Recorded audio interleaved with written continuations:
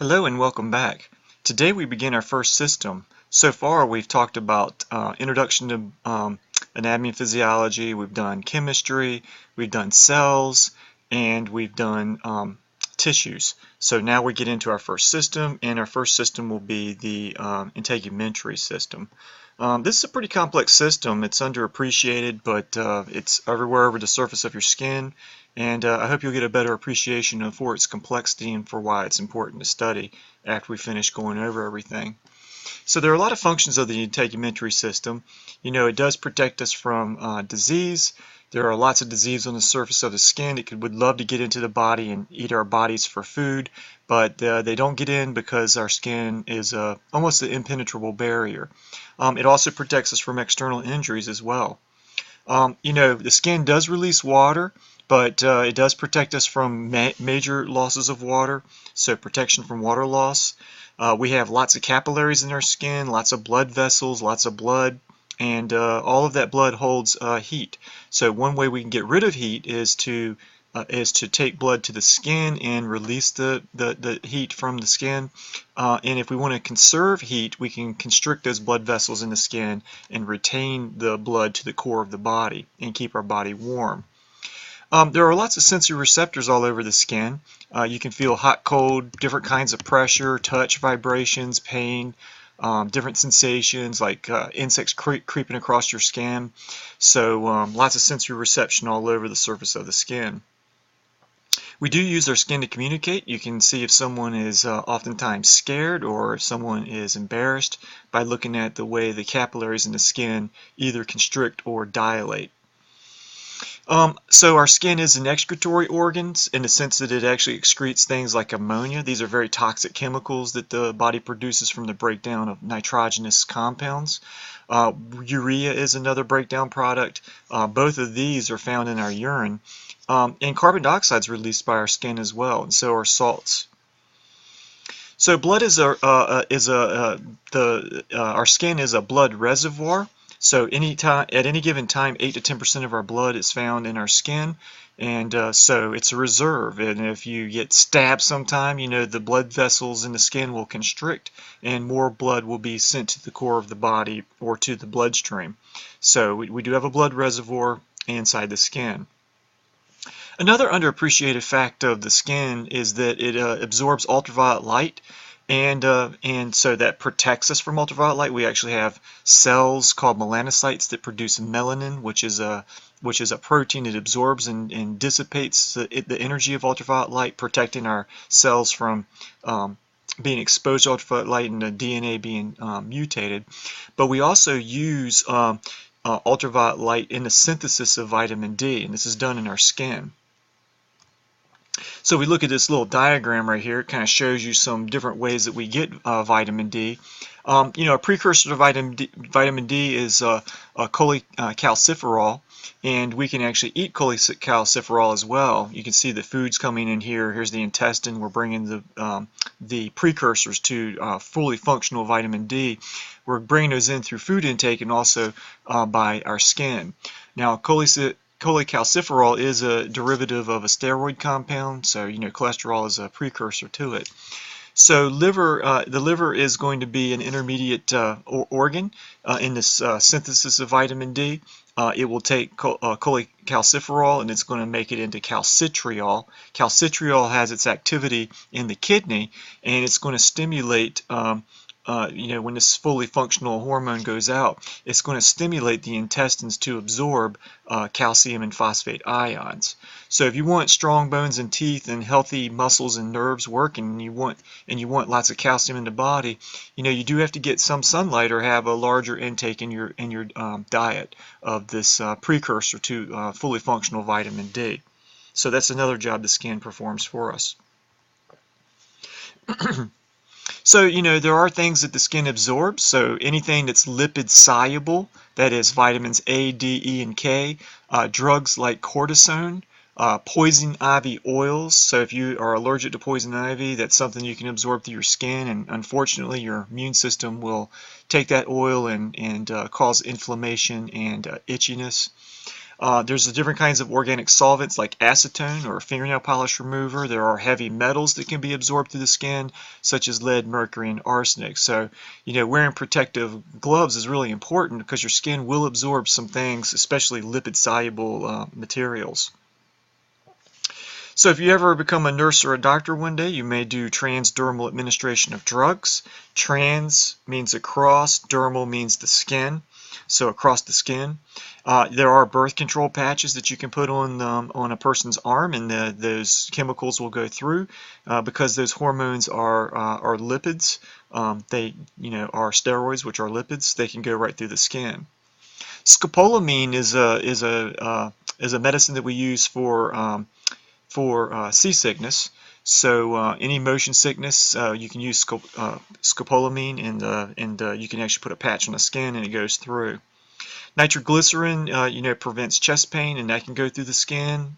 Estrogen replacement therapy, if you need estrogen, that's something that can also go through the skin as well. Nicotine, so there are nicotine patches that people take, and that goes through the skin. And then fentanyl is a pain relief for cancer patients, and that can also be administered transdermally as well. Your skin is also known as your integument, and it consists of very distinct regions. So we're going to study all the layers of the skin and all the organs associated with the skin. And so the most outer layer or most superficial layer is the epidermis.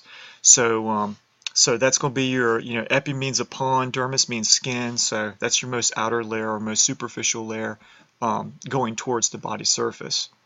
It is an epithelial tissue, and so it's a very complex epithelial tissue. It's a stratified squamous epithelial tissue, if you remember back from histology. The dermis is going to underlie the epidermis, and it's mostly made out of connective tissue. It's going to be made out of irregular, dense connective tissue and loose areolar connective tissue. So, and then there's a third layer that some books describe. So we have the epidermis and dermis, which are truly the skin, and then there is a subcutaneous layer. It's also known as superficial fascia. And this would be an underlying layer made mainly of adipose tissue. It's not really considered to be part of the skin, but it does share some of the functions of protection and insulation and storage of fat. So it's mostly adipose tissue, and it does insulate to a degree and absorb shock. In other animals, there's going to have more insulation there, and it'll be a more protective layer for those particular organisms. I like this diagram. This diagram actually came out of chapter chapter 4, the histology chapter, and it just shows you the different layering of the human body. So just to kind of orient you, these bones right here are ribs. So this would be the wall of the skin right there on the side of your body. The skin is made up of the epidermis, which is this purple layer, and then the dermis, which is kind of this pinkish layer, and then you have the superficial fascia or subcutaneous layer is this yellow layer. So once you get to the superficial fascia, this actually is a layer that's all connected together. The epidermis is connected to the dermis, and the dermis is connected to the superficial fascia, and they make up a kind of like a unit. Now, independent of that would be the deep fascia. So not connected to the superficial fascia would be the deep fascia. And what the significance of that is it allows your skin to move independently from your muscle tissue. Or on the flip side of that, your muscle tissue, which is connected to deep fascia, can contract and move independently of your skin. So that's kind of a nice little feature there, having these different layers of deep fascia. Now those muscles are connected to the deep fascia, and that deep fascia will connect to things like bones.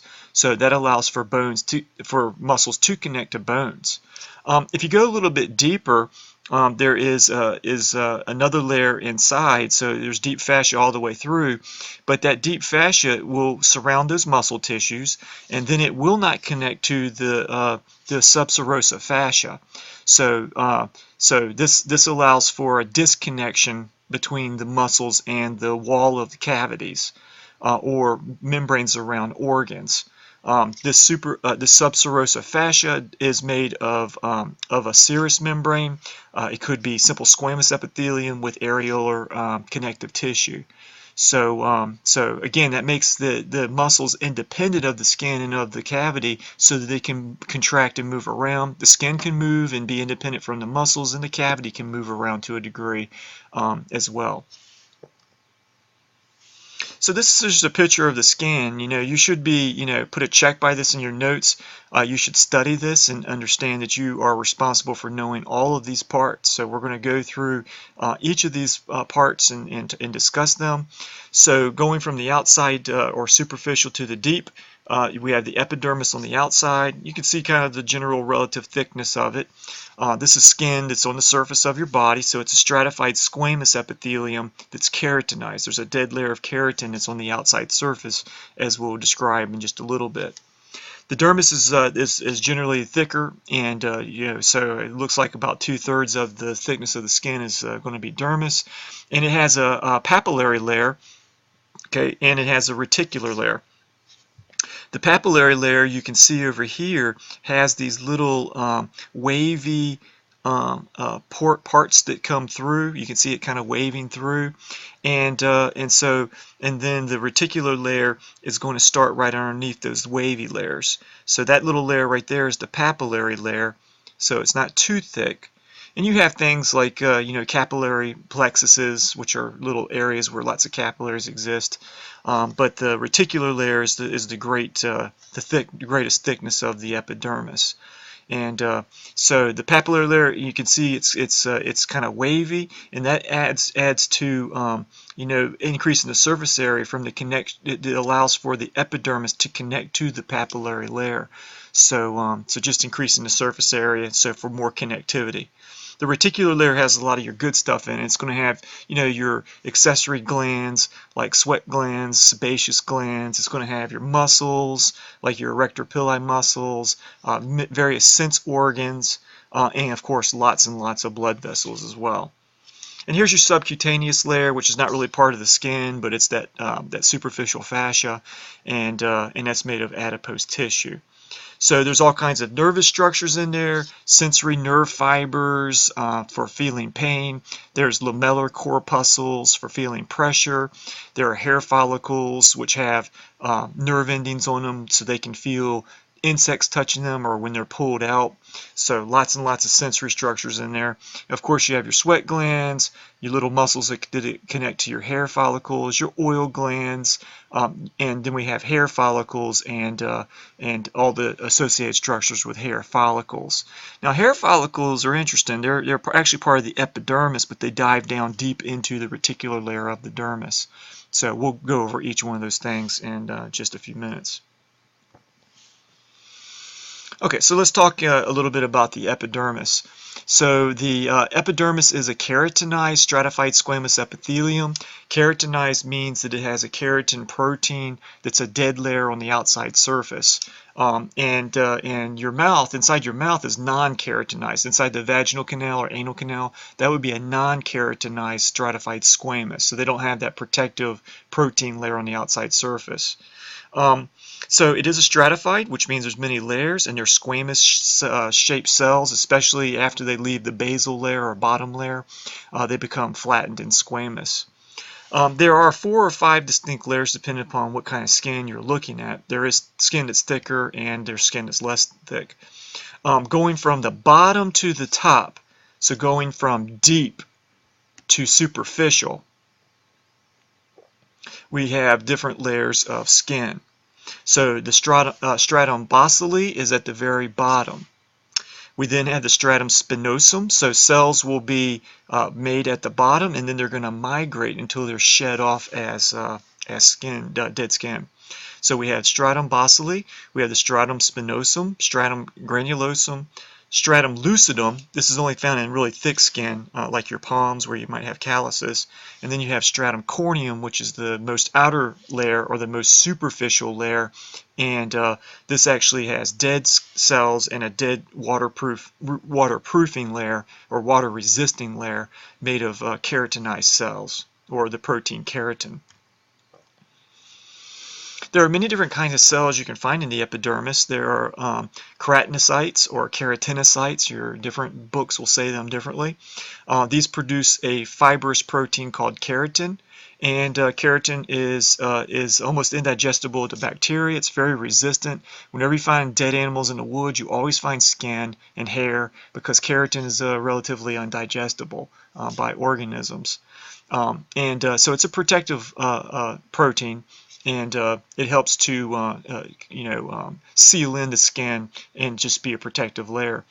There are also these keratinocytes also produce lamellar granules, and these are granules that are going to produce a lipid that will help to, in quotation marks, waterproof the skin. The skin leaks water all the time, but it resists the leaking of water. These lamellar granules and the lipids that they produce help to resist the leaking of water.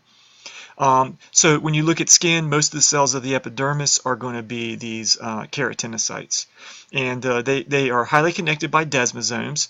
So desmosomes are those cell rivets that help to join cells together to make them strong.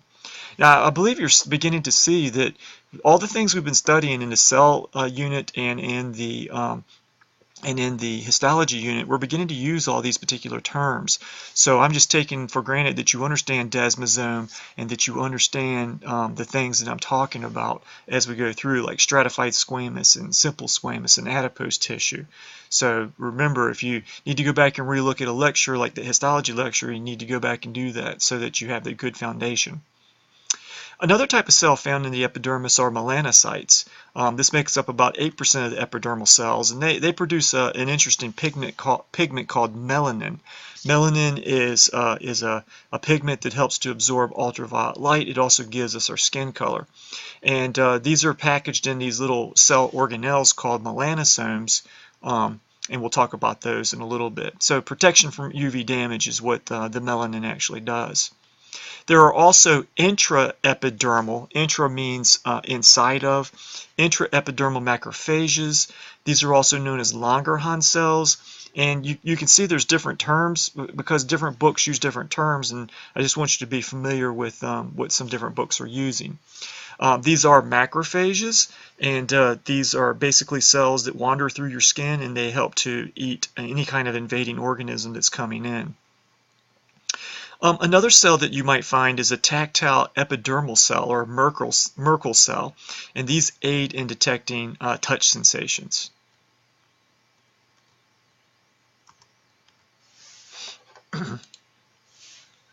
So these are some of the cells that you might find inside of the skin, and so these are some of the pictures that you might take a look at. So here's what a keratinocyte looks like. Here's what a melanocyte looks like. An intradermal epidermal macrophage and a tactile Merkel cell. Now this is what skin looks like under a light microscope, and this is a beautiful photomicrograph of it. And it's showing you, this would be superficial down here, and then this would be deep going into the skin. So you can see your stratum basale.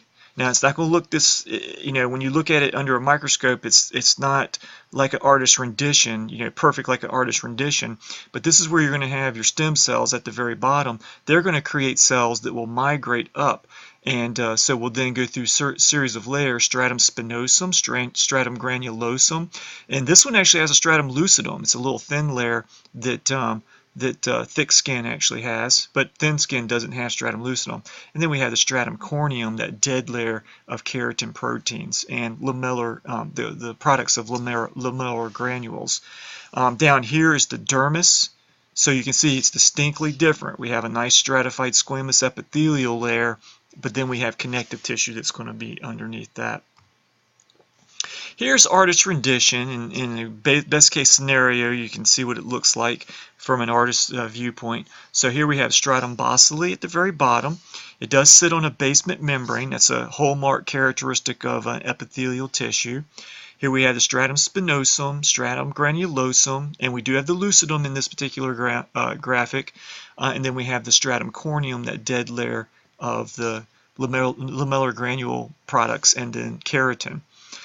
Here you can see lamellar granules being produced, and we'll talk about keratinocytes Here's dead keratinocytes. Here's one of those epidermal macrophages, a tactile epidermal cell, just to show you how it's arranged. There is a sensory neuron that's connected to that tactile epithelial cell so that it can send information to the brain about what you're touching. And here's a melanocyte, and it's kind of down here in the basal layer, and you can see the dermis underneath. So what I want to do is go through each layer and kind of describe a little bit of something about each layer.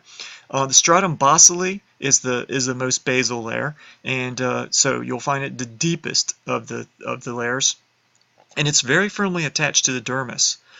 You have a single row of stem cells making up the stratum basale, and these are really highly actively mitotic. That means they're going through lots and lots of mitosis to generate new cells to replace the ones that are being shed. It does produce, every time it undergoes mitosis, it produces two daughter cells, and one is going to make the great journey from the basal layer to the surface, which takes about 25 to 45 days. As it moves away from the basal layer, it will get further and further away from oxygen from the blood vessels, and it dies as it moves towards the surface. One cell in the two daughter cells that are formed, one cell is going to remain in the stratum basale to serve as a stem cell, so you can continually replenish and make new skin cells. Now, just going back here, skin cancer is really common because this is an area that has a lot of mitotic divisions. So you do see a lot of skin cancer because the stem cells are actively dividing all the time, and there's errors that are made in the making of those cells. If you have a lot of cell replication, you can make errors when you copy the DNA. Another reason you see a lot of skin cancer is because there's a lot of exposure to the environment by a lot of exposure of those cells to the environment, both in chemical exposure and then ultraviolet ray exposure, and then also viral and bacterial exposure as well. Melanocytes are in the stratum basale, and there are also tactile epithelial cells that are in the stratum basale, and that makes up the components of the stratum basale. That's a really important layer because it forms all the cells that we'll have in the future and replenishes things. The stratum spinosum, also known as the prickly layer, is about 8 to 10 cell layers thick, and it contains a web-like system of intermediate keratin filaments attached to desmosomes. So we have lots of keratin, and we have attached to desmosomes. These are very strong connections between cells, and it gives some flexibility but also great strength. We have lots of macrophages in the stratum spinosum, and of course we have tons and tons of keratinocytes. The stratum granulosum, also known as the granular layer, is relatively thin. It's about 3 to 5 cell layers thick. Basically is the cells are going to drastically change their appearance within this. They flatten out. You're going to have a degradation of the nuclei and organelles. They're going to disintegrate, so the cell's basically going through death when it goes through this stage. You are going to have a high level of protein synthesis and keratinization, so we're going to produce a huge amount of keratin, which will aid us in forming that stratum corneum in that dead layer of skin cells. So cells will accumulate keratohyalin granules. This is a very, very strong protein that will help to form that stratum corneum eventually. Cells will accumulate lamellar granules within this particular stage as well. These are water resistant, not waterproof fully, but water resistant glycolipids that slow water loss, because water is always going to be lost through your skin, but you can slow it down with the production of these lipids. And then any cell above this particular layer is typically going to die. So you get so far away from the capillaries and the nourishment that you get from the blood vessels that you basically are going to die. So the reason they die is they're too far from the dermal capillaries. So the stratum lucidum is a clear layer, and it's only in thick skin. So your fingertips, palms, and soles, places where you're going to form calluses, are where you're going to find the stratum lucidum. It's a thin translucent band. It's superficial to the stratum granulosum, so it's getting closer and closer to the outside of the body. And it does have a 4 or 6 layers of flat dead keratinocytes that make it up. Now finally we've made it to the stratum corneum. This is about 25 to 30 layers of dead flat keratinized keratinocytes. 3/4 of the epidermal thickness is going to be the stratum corneum. And it has a lot of functions to it that it performs. It protects the deeper cells from environment and water loss, and it's going to protect from abrasion and penetration. And it's a barrier against all kinds of environmental insults, all the way from biological, chemical, and physical assaults like ultraviolet radiation. So it's pretty good. It does a pretty good job. It's not foolproof. That's why we wear barriers like gloves to protect us. So you want to always follow all the rules for wearing gloves and protecting yourself from environmental insults of your skin.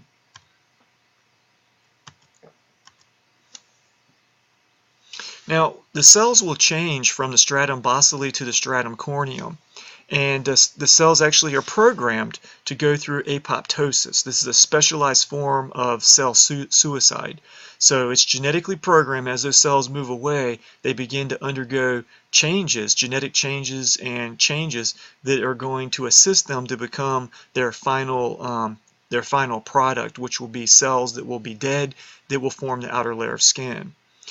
During this apoptosis, the nucleus and organelles are going to break down, the plasma membrane thickens, and eventually these cells will be at the very, very tip of the stratum corneum, the very superficial layer of stratum corneum, and they're going to slough off as dandruff and dander. So if you ever see dust in your house, a large component of dust in your house are the dead cells from all the people that are in your house. Just about every minute we shed about 50,000 cells. Which is a tremendous amount, and cells will take 4 to 6 weeks to form a new layer.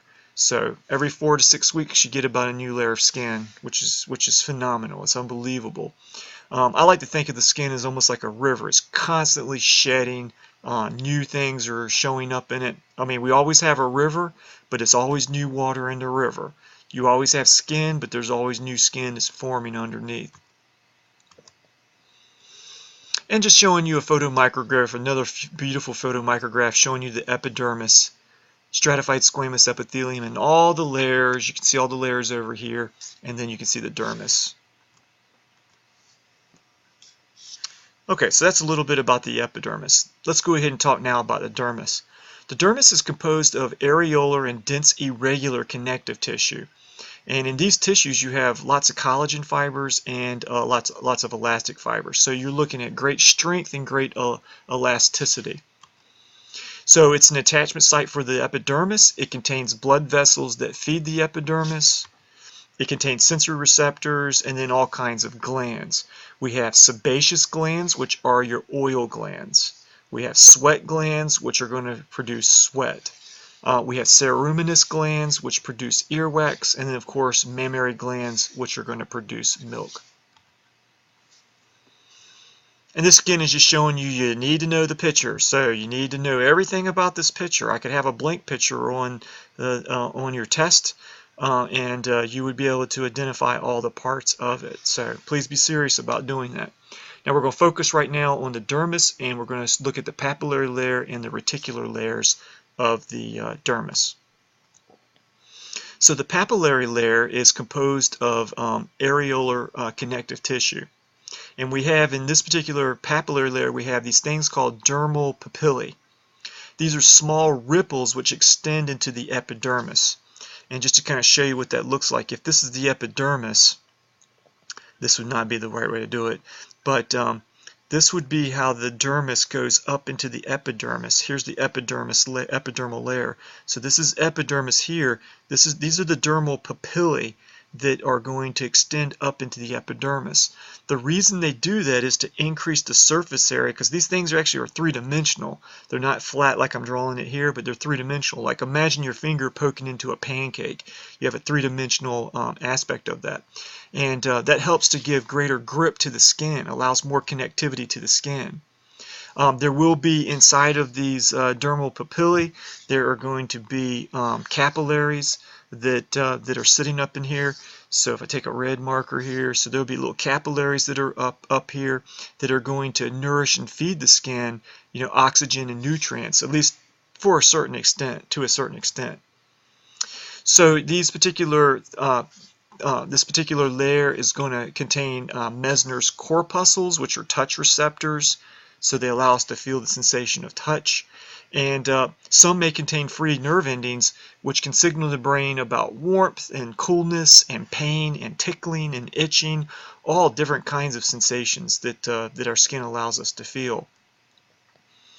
And the papillary layer is also responsible for making epidermal ridges, and these are what we term fingerprints.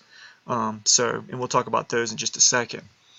So you can see these friction ridges or fingerprints are going to be all over the surface of our skin, especially on our palms and palms of our hands and the soles of our feet. We're going to have these epidermal ridges. To a degree, you have some on your lips, you have some on your palms and your elbows. So we have them in various locations, but you're more familiar with fingerprints and toe prints. And these ridges look like this. They do have little sweat glands, so you can see inside there. You can see little sweat glands that will, release sweat onto the skin surface.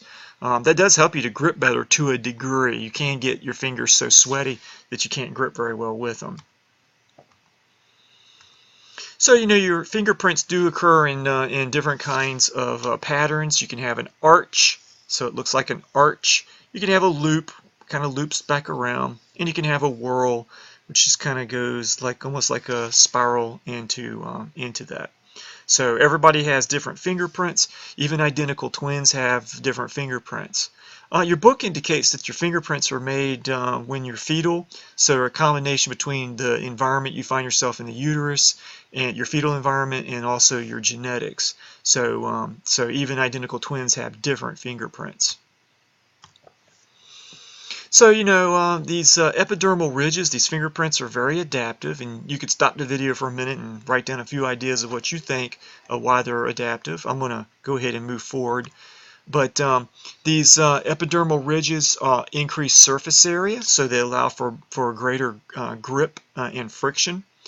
They increase contact between the dermis and the epidermis, so making it stronger, contact point. They have great strength, and they provide for greater grip. So these are some reasons why we have fingerprints. Now that's the papillary layer. We're going to get into talking a little bit about the reticular layer now, and it's composed of dense irregular connective tissue. There are elastic fibers that are in this connective tissue, and they provide for stretch recoil properties. We also have, for strength properties, we have collagen fibers too. Collagen fibers not only give strength and resiliency, they bind water to hydrate the tissues. So this reticular layer contains structures like your blood vessels to nourish the upper layers, of course nerves, and then your oil glands, sweat glands, hair follicles. These things are going to be found in the reticular layer. And it does join to the subcutaneous layer. So the reticular layer is important because it binds the papillary layer into the subcutaneous layer. Therefore, it binds the epidermis to the subcutaneous layer. So these fibers that grow in our skin grow in a certain pattern, especially the collagen fibers, and they grow to give the greatest resistance to tension and pull that your body applies to it. And so these lines of tension indicate the predominant direction of the collagen fibers. Okay, now the surgeons understand that in order to have a wound heal correctly, you have to cut parallel to these particular things. So if I were a surgeon and I were doing some dissecting of the skin over here, so maybe some skin surgery or something, or had to repair a wound, or cut in and remove a tumor, I'm going to cut parallel to those fibers. And what that does is allows the wound to heal much more easily. If you cut perpendicular, the elastic fibers that are in here will spring and cause the wound to actually pull open. Okay, so the springy nature when you cut through, so if you take an elastic fiber and cut it, this part will spring that way, this part will spring that way, and it'll actually cause the wound to gape open. So it's much easier to heal a wound when you cut towards the line of tension. It also reduces the amount of scarring that occurs. We have all kinds of other little things on our skin. We have flexion lines and flexion creases on our palms. So those are things that you can also see just from use of the hand. Now babies when they're born don't have all those things. They haven't really used their hands that much. But as you use your hands more, you'll get more of those flexion creases. A couple of things that you might associate with skin that are kind of interesting are striae. These are silvery white scars that are stretch marks. So if you pull your skin, like if you lift weights and your muscles grow really fast, you can actually tear the dermis, and scar tissue will come in and form up these little white silvery scars. We see this in females that get really big during pregnancy as well. So striae are things that you can see. So extreme stretching of the dermis tears it, and it is replaced with scar tissue. That scar tissue has a different color to it and will relieve those marks for you to see. There's also bruises. These are where the blood vessels in the dermis have leaked out blood, and that's what a bruise is.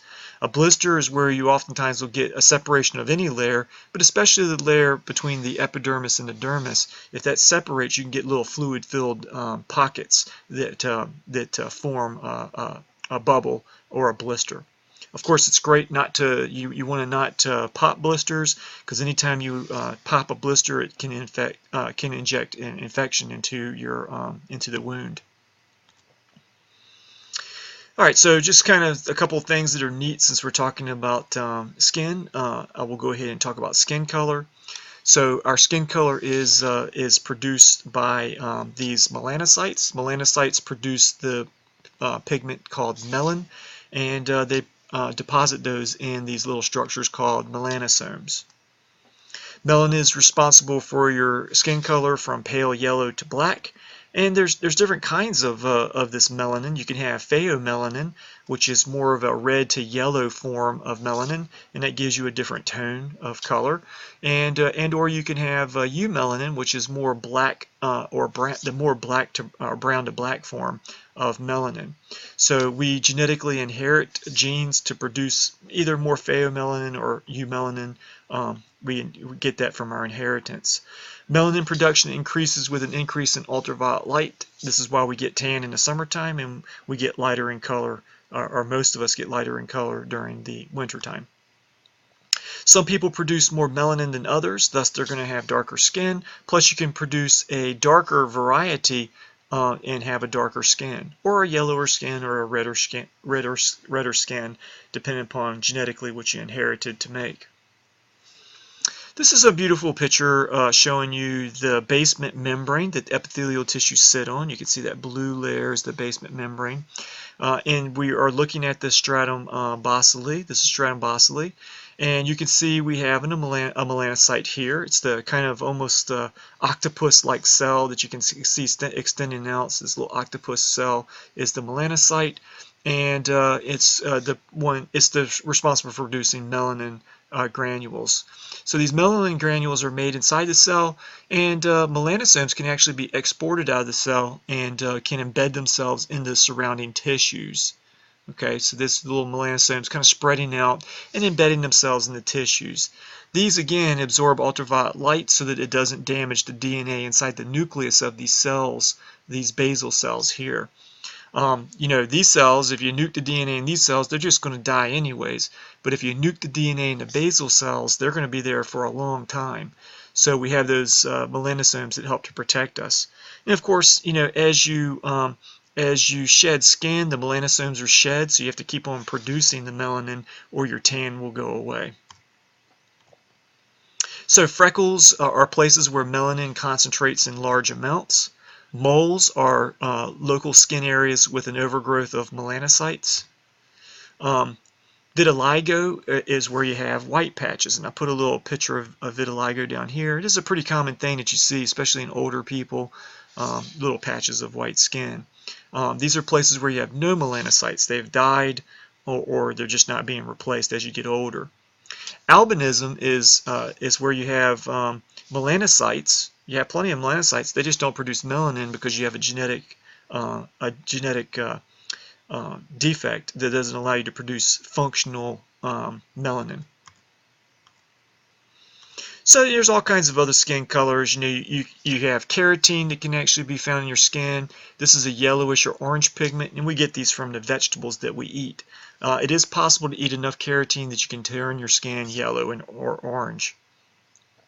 Hemoglobin is a molecule that's found inside of red blood cells, and since we have a lot of blood vessels running through their skin, hemoglobin can give us pinkish tones. Now, if you have really light skin, you know you can see when you get embarrassed really easily because the blood vessels will dilate and all the hemoglobin there will shine through and give a more reddish tone. This is the pigment that leads to blushing, and then if your blood vessels constrict, it can lead to cyanosis, which is kind of a bluing of the skin as the blood vessels constrict or when you get cold. Erythema is a redness, and this is what we get when we have a bug bite or something that's irritating our skin. We can see erythema during fever, hypertension, so high blood pressure, inflammation, allergy. You can tell a lot about a human being by looking at their skin. So hopefully if you ever go into the healthcare profession, you'll be aware of all those things and look for signs and symptoms and really problem solve why a person's not feeling well. Bilirubin is from the release of the breakdown of our red blood cells, and this is a molecule that our body normally excretes out of itself, but if it doesn't, it will cause a yellowing effect, also known as jaundice. So you can see a lot of times the whites of a person's eye or underneath the fingernails or the lips, but there's various places you can see the yellowing occur. Pallor is the general paleness of the skin. A lot of times this is due to shock, some kind of shocking news or shock from the loss of blood. Anemia will also, where you don't produce enough blood cells or you don't have enough iron in the hemoglobin to do the job what blood needs to do, you can actually have pallor from all those particular things. Okay, so there are accessory structures of the skin. These are derivatives of epidermis. They're not dermis, although they may look like they're inside the dermis of the skin. So I want to talk to you about hair and hair follicles. We'll look at nails, sweat glands, sebaceous glands, or your oil glands. So hair is of course a dead structure. It's keratinized cells made of a very hard keratin. It's very durable, very resistant. When I find dead animals in the woods, you oftentimes will find hair. It's very hard for it to degrade. Hair, of course, is not on our palms or soles or lips or nipples and in portions of our external genitalia. They're not in places where they can impede the activity that needs to be done in those areas. Hair, of course, warns us of insects. You probably felt things crawling through your skin. They protect us from physical trauma, heat loss. They do protect us from sunlight by absorbing ultraviolet light, and eyelashes and eyebrows protect our eyes from sun and from things flying into it. And nose hairs actually filter, so they have a job of helping to clean up the air before it comes to your lungs. Hair is really kind of a cool thing to study. There is this outer part that's dead. It's called the hair shaft, and then once you get into the inside, we have the hair root, where it's anchored into the into the dermis. There are sheaths around the inside of the hair, the connective tissue sheaths. We'll look at those a little bit more in depth in just a second. And we do have plexuses of nerves and things that connect to your hair follicles. There are muscles that connect to hair follicles. The erector pili muscles connect to hair follicles. And in animals that have better control over them, they actually can, enlarge the look of their body by puffing their hair up. We also have sebaceous or oil glands that are connected to the hair follicles and dump their products onto the shaft of the hair follicle, which then helps to lubricate skin and lubricate the hair follicle with those oils. So skin is pretty complex, I guess, as you can see here. If I just go from the top down and just kind of go over some of the layers of the skin, the most outer layer of the skin is a connective tissue sheath. It helps to anchor the skin into the dermal layer around it. It also goes three-dimensionally around the hair follicle, protecting it and organizing it. We then have a series of membranes, a glassy membrane, external root sheath, internal root sheath. So these are just layers of cells that are protecting the hair follicle. The most outer, when you get to the actual hair, the most outer layer is the cuticle, and then we have the cortex, and then we have the medulla is the more interior layer. So when we get down to the hair matrix, this is actually where hair is being formed, and then the cells are dying and migrating upwards and being pushed upwards out of the actual hair pore, and it becomes part of the hair shaft. Down here we have the hair papilla, and this is just a layer of connective tissue that has blood vessels that nourish the hair matrix where the hair is being formed. And then this lower layer is the hair bulb. We then have a subcutaneous or superficial layer underneath. So the chief regions of hair would be your shaft, which is the keratinized dead part, and it projects from the skin. It extends halfway down, the hair that's embedded in the skin. And what's kind of neat is that depending upon the shape and cross-section of your hair follicle, it'll determine if you have kinky hair, silky hair, or if you have straight hair. So, for example, if you have a flat cross-sectional hair follicle, it actually causes your hair to be curly. If you have an oval cross-sectional hair, it causes your hair to be wavy. And of course, a perfectly round hair follicle will cause your hair to be straight. So the root of the hair is where keratinization is still ongoing. The cells are still living and they're pressing upwards, becoming part of the dead layer of the hair. So the hair has three parts to it, as we described just a second ago. It has the most inner layer, the medulla. This consists of large hairs and air spaces, and it's the central core of the hair follicle. The cortex is going to is the bulky layer that surrounds the medulla, and it has layers and layers of flattened cells. And then the cuticle is a single layer of cells that are almost scale-like, overlapping each other, and they provide strength and keep the inner layers tightly compacted. So that's your most outer layer of the skin. And this just shows you just a different diagram of the skin, showing you all those root sheaths covering around, showing you the cortex and the medulla and the cuticle, the hair follicle, the layers of the hair follicle. Hair matrix is where the hair is being made, so that's really important. There are melanocytes down there producing some melanosomes and helping to pigment your hair, and of course we have blood vessels to nourish the hair. We do have all those sheaths that protect the outer layer of the hair.